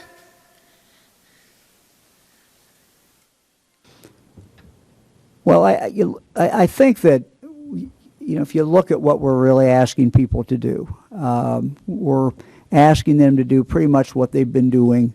Be reasonable, be rational. Don't take huge chances. If you want to go out and walk, that's great. You want to go to the state park, that's great. In the past, they've been able to go to a grocery store. They've been able to go to a pharmacy. Now they might go to some other retail. but just kind of use common sense in how they do that. We're the protection. Try to keep your distance. So in reality, it is a common sense approach to how you deal with a situation that is still a dangerous situation. Everyone is still just as susceptible to coming down with the COVID-19. And so we decided just to kind of keep the stay-at-home order. But as you know, that order has many, many exceptions. And people need to go get groceries. They need to go to a pharmacy. They need to do, help a neighbor. They can do all of these things. So again, it's going to come down not so much what I say. It's going to come down to what Ohioans actually do. Not what I say, but really what Ohioans do. And I think Ohioans are going to continue to use common sense. They're going to continue to make rational decisions. And, this is going to give them, under this order, not only is it going to get these businesses back going, it's going to give people some more options, some more things that they can do. And so it's a step forward as we move forward. But the stay-at-home order is just that signal that, hey, things are still dangerous. I mean, it's not, we don't wave a flag and say, May 1, everything is safe, because that's not. I mean, what Dr. Acton and the Lieutenant Governor and I have promised people to do every single day is to try to tell you the truth. The best we knew the truth, the best we knew the facts. And when I started this press conference, I started the way I did for a reason, because there are essential facts that are essential facts. One is you all have done a great job. Two is that the COVID-19 is still out there. It is just as dangerous as it ever has been. And three, we still have the same tools. Now we have a few more tools than we had before. And we got to use those tools. And the distancing is probably more important than anything else. And you follow that, and you kind of layer over that with the mask or the facial covering. Hello, Governor. This is Luis Gil with Ohio Latino TV. This question might be for the Lieutenant Governor. The questions, the May 1st comes and new business start opening, and the employee already receiving benefits, unemployment benefits. Now going back to work, it gets ill with the coronavirus in a few days. Would this person will allow to reapply for unemployment?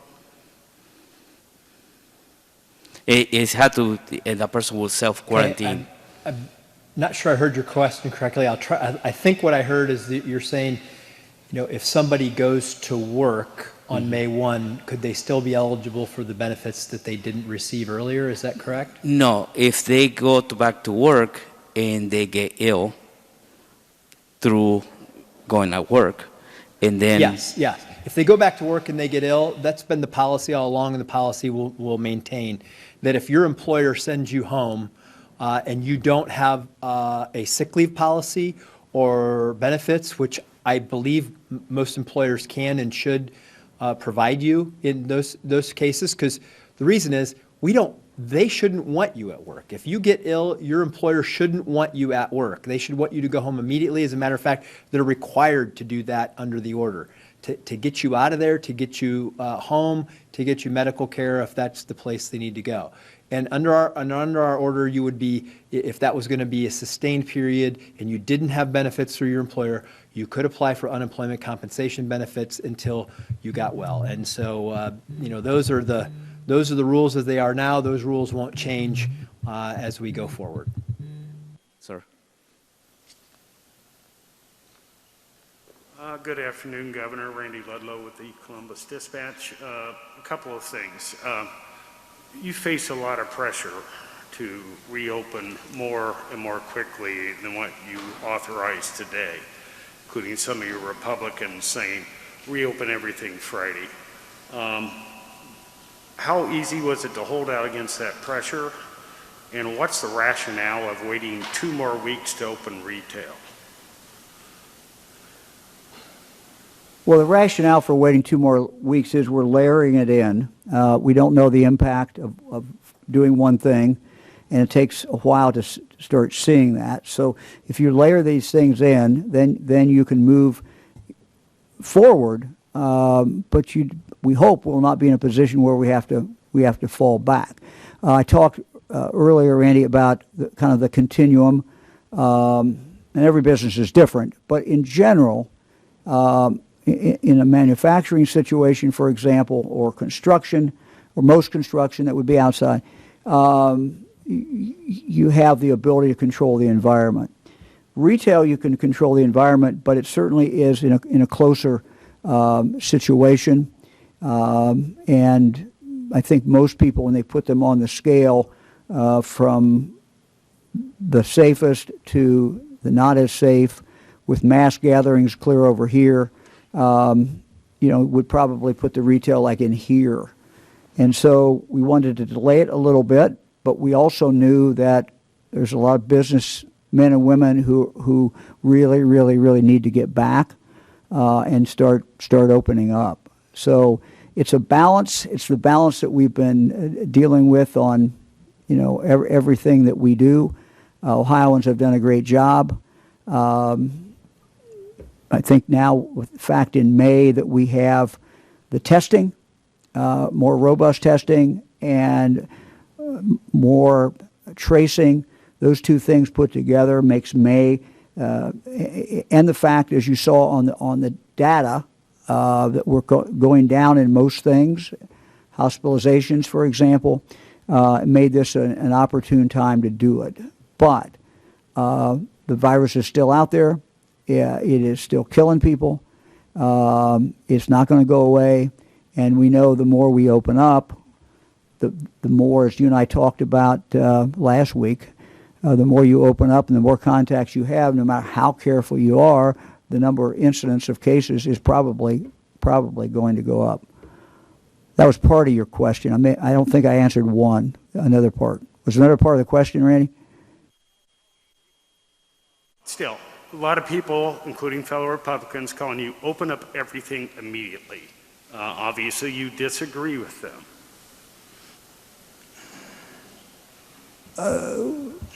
Look, these are a balance. And to throw the doors open on May 1 and say, get rid of the stay-at-home order, get rid of the distance, get rid of everything, would be totally irresponsible. I have an obligation as governor of the state to do two things right now and work every day. Get people back to work and keep them safe. That would not be consistent with keeping people safe. There is nothing that has really changed other than Ohioans have done a bang-up job. But if Ohioans go back to business as usual, this thing is going to go straight back up. And the curve's going to go straight back up. We're going to have more Ohioans die. And so I'm not going to do that. I'm trying to balance the harm from the economy, understanding also that for business to really come back, people have to feel safe. And so Ohioans have to feel safe. That means employees have to feel safe. That means customers have to feel safe.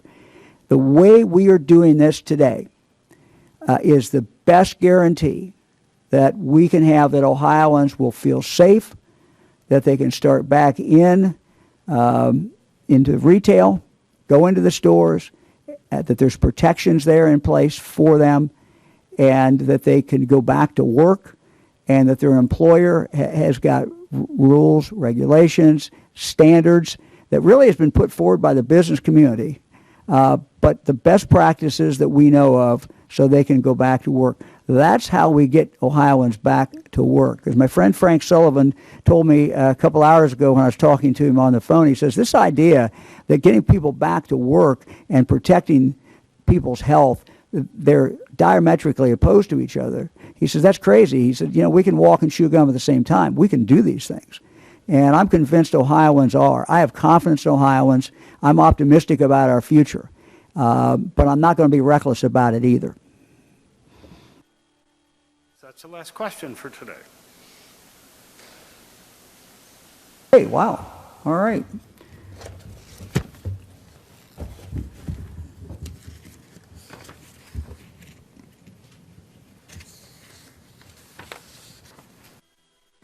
We know over the last several weeks, Ohioans have stepped up in so many ways to protect each other from this virus, and I am so very, very grateful. All of your efforts remind me of a well-known hymn written by Ohio composer Will Thompson. Will Thompson was born in East Liverpool in 1847, graduated from then Mount Union College. And the lyrics from his song that my son-in-law Bill Darling, reminded me of, this is what the song is. Have I done any good? I think those lyrics capture really the soul of Ohio and how Ohioans are always there to help others in need. Let me read just a little bit from these lyrics. Have I done any good, and I won't sing it. Have I done any good in the world today? Have I helped anyone in need? Have I cheered up the sad and made someone feel glad? If not, I have failed indeed. Has anyone's burden been lighter today because I was willing to share? Have the sick and the weary been helped on their way? Have they been helped when they needed my help? Was I there? There are chances for work all around just now, opportunities right in our way. Do not let them pass by saying, sometime I'll try, but go and do something today. 'Tis noble of man to work and to give. Love's labor has merit alone. Only he who does something helps others to live. To God each good work will be known. Then wake up and do something more. Then dream of your mansion above. Doing good is a pleasure, a joy beyond measure, a blessing of duty and love. End of quote. Ohioans have done so very much good. I see it every single day. You've flattened the curve. You've kept our hospitals from being overrun. You've done so much to save lives, and you have saved lives. We have to keep it up so we can beat the spread of this virus and get back to the things that we like to do that brings us joy.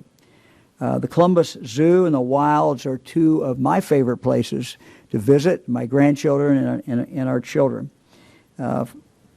Fran and I have taken a number of our children to the Columbus Zoo. There's a picture of Parker. There's Parker, and it looks like Jack there, and Fran and myself, and that was last year. But we've taken a number of the kids there.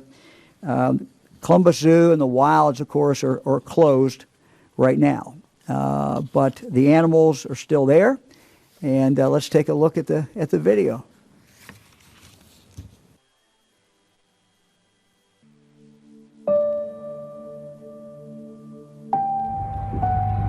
Today, our entrance is closed. Our paths empty.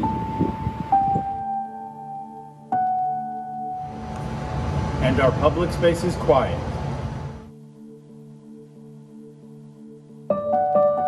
But this silence does not mute our passion.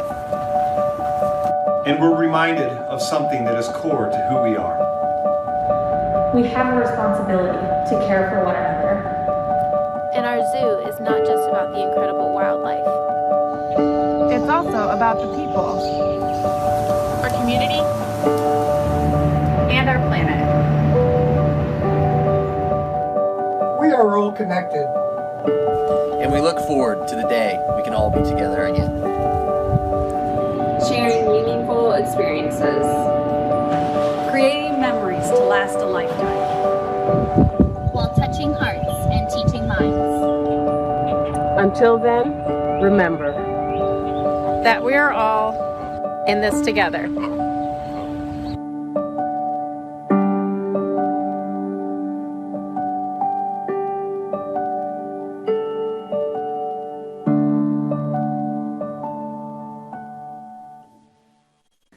We are all in this together.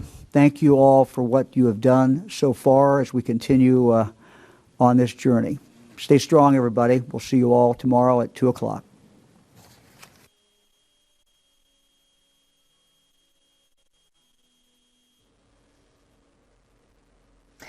And there we are. We have our final information on what's going to be happening in the next couple of weeks. on reopening business in Ohio, and my colleague Andy Chow is here. So we start on Friday, May 1st, when the stay-at-home order was supposed to expire, but the governor says it'll stay in place. But Friday we have a healthcare opening. Yeah, a healthcare reopening. So any sort of procedures that do not require an overnight stay can start up again, along with all the essential surgeries that were already taking place. And then on May 4th, manufacturing, distribution, and construction, and general offices. So, you know, the general office work that happens around the state, those can all those can all reopen again if they weren't already open. But very strict guidelines, mandatory guidelines, wearing a mask, making sure that surfaces are clean, and washing your hands. And then on May 12th is the, consumer, retail, and services. And a couple of things that were important to note that will not be open. K through 12 schools and daycares not open. Restaurants and bars not open, though restaurants are still providing carry out. Personal appearance, beauty salons, hair styling, barber shops, that sort of thing. Older adult daycare services and senior centers, adult day support and vocational habilitation services in congregate settings, because once again, the spread is very concerning there. Removing in boarding houses, workers' camps, also entertainment, recreation, and gymnasium sites. So that means gyms, movie theaters, those sorts of places will not be open, and the governor didn't have a timeline on when those would be open. That's right. Now, if you think back to when this all started and when businesses were slowly closing and public health orders slowly closed, these were the gyms and the salons and the movie theaters. And casinos. So, you know, if they were phased out first, it seems like they're going to be the ones who are phased in last. So if it was a slow curve this way, then it's a slow uprising this way. But it's always with the social distancing measures in place. And the governor said a couple of times during this press conference that they want to see how this works with the construction and manufacturing facilities, with general offices, though once again, he's encouraging people to work from home if they can, to see how that goes. And then it sounds like it will be a continual phase in over the next couple of weeks. Yeah, it was interesting when he mentioned general offices, because it kind of was like a throwaway suggestion, and that's because for the most part, what we've been hearing is that general offices have been able to remain open, but their employees can work from home. And so the direction from the state is strongly requesting that people still work from home if they can. And that's a big part of this, because daycares will not be open. So if people are getting called back to work and they don't have daycare opportunities, that can make it very difficult. It seems like the daycares issue is going to be maybe the hardest thing for that was one of the last things to close, too, like you were saying. And the issue here is that, yes, children do not get coronavirus as much as at a high rate as other people, but they can be vectors for the virus. So having a lot of children gather in a small place in a congregate setting and then going back out into the community seems to be too much of a public health risk for the DeWine administration. It seems to be a different proposal than what a group of Republicans, about 33 House Republicans, have signed on to a plan that started out with the Ohio 2020 Economic Recovery Task Force, though not all the Republicans on that task force signed on to this proposal, and plenty of people who were not on the task force did sign on. This is a suggestion that all businesses can reopen on or before May 1st to allow them to operate responsibly, to trust Ohioans, but there's no enforcement in this particular plan. The governor's plan is a little different. Yeah, the governor seemed to have kind of a blunt response at the end there. He said it would be irresponsible of him, it'd be irresponsible of the state to just open the doors wide open for these businesses. And again, we mentioned this at the top of the show, the idea of Georgia and what Georgia's doing. They're having a much different model than Ohio, and so I think Ohio could maybe even watch what happens in Georgia to see what happens with the businesses that are open there but not open here. And I think watching what happens in other regions is something that Ohio will be doing. There was a question about opening up parts of Ohio because there have been some areas that have not had as many cases as other areas, but the idea is that people do move around. You can't just isolate one from the other and expect that coronavirus won't travel. Yeah, to do it on a local level would require 113 different local health departments to come up with their own rules. So, you know, if you get sick in one area, it's very likely that you had contact with somebody in another area. So then you're crossing different municipalities at that point. And this also comes along with increased testing. The governor announced on Friday that the state is going to start ramping up testing. You covered that there's a real effort to try to bring that forward. Yeah, so the state to this point has averaged about 3,700 tests a day. day. They're hoping in the next month to get that to 22,000 tests a day. Many studies, a Harvard study a couple of weeks ago showed that if you really want to be effective in reopening Ohio, you need to average more testing per day per the population. Well, I'm sure we'll have more details on all this tomorrow. The governor says he'll be back tomorrow at 2. You'll be back tomorrow at 2 with me, Andy. Well, thank you very much. Sure. So to close here, 712 confirmed deaths from COVID-19 in 59 counties. That's 25 new deaths from yesterday. 15,699 confirmed coronavirus cases. 16,325 total cases. And that concludes our live coverage of Governor Mike DeWine's daily update on coronavirus in Ohio. For more information, tune into Ohio's public radio stations and television stations and go to our website, statenews.org. My thanks to my colleague Andy Chow and the crew at the Ohio Government Telecommunications and the Ohio Channel. I'm Karen Kassler. Thanks for tuning in. Have a good evening.